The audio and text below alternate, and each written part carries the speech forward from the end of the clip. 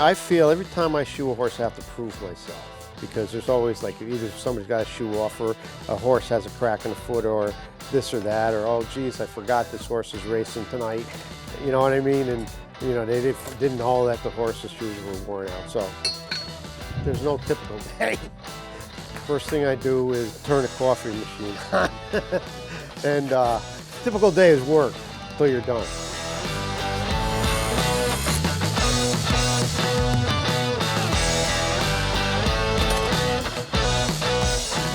To successfully fix a problem, it's, you know, that's pretty rewarding. But like I say, you know, you can only be happy about that for a minute, because the next day you go to work, there's going to be another problem. So you can't rest on your laurels. But I've learned to accept that that's part of the business and embrace it.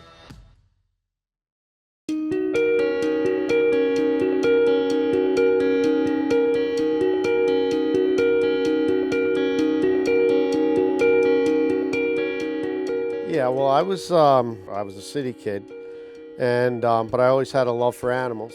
So I wanted to do something with maybe wildlife pathologist or something like that.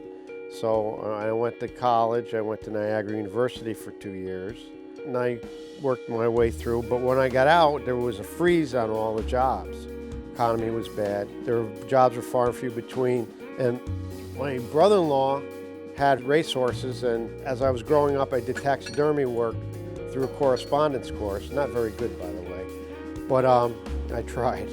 Anyways, he made a correlation that if I could do taxidermy, I could probably shoe horses. And I don't know where he got that, but I don't know. I thought that it would be, you know, something I might want to try. You know, my parents were like, "Oh, now you're going to be a blacksmith." You know what I mean?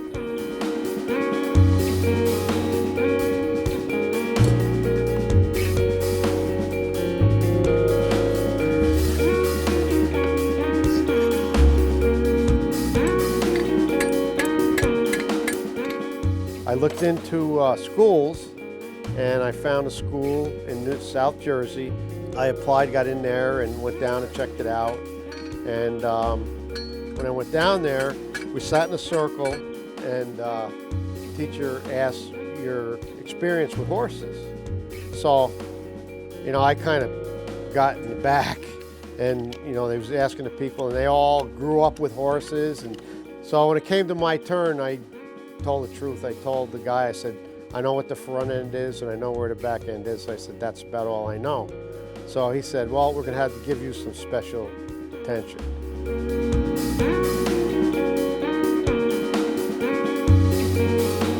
He taught me horsemanship and shoeing horses and all that. But it was only a 2-month course, and you don't learn a lot in 2 months. But before I left, I had things worked out to apprentice with a man at Saratoga. He took me in, and I apprenticed. My apprenticeship was 6 months, 8 hours a day for no pay.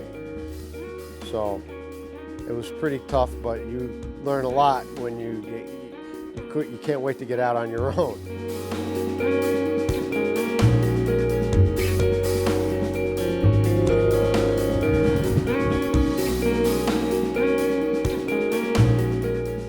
So after my 6 months, I was going to go out on my own, and we got along so well that he offered me a partnership, and I stayed partners with him for about 3 years. And a shop came up, and I got my own shop in 1980. So I built up a business, and that's that.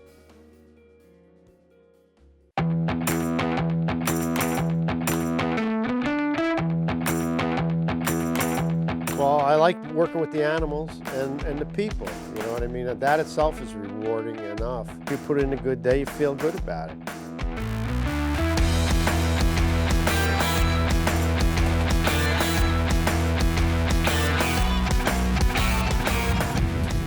The most difficult part of my career, believe it or not, it wasn't learning and doing the job right. It was trying to get the right amount of clientele, because horses come and go. If you ever heard the saying, what difference a day makes, you could have 12 horses for a trainer, and all of a sudden something goes wrong, and the next day you have none. I lose all that business. So It's tough because physically you can only do so many, especially if you want to try to do them the right way.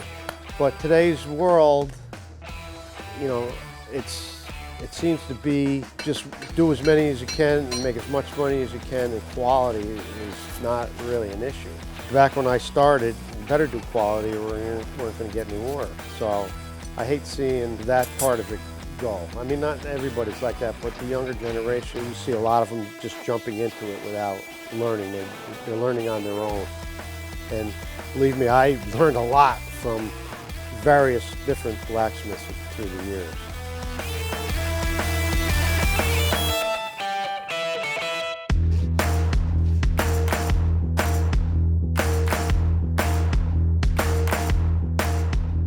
As far as the steps to get to where I am, you know, I took the right steps to learn how to do the trade, and I was fortunate enough to everything fell into place.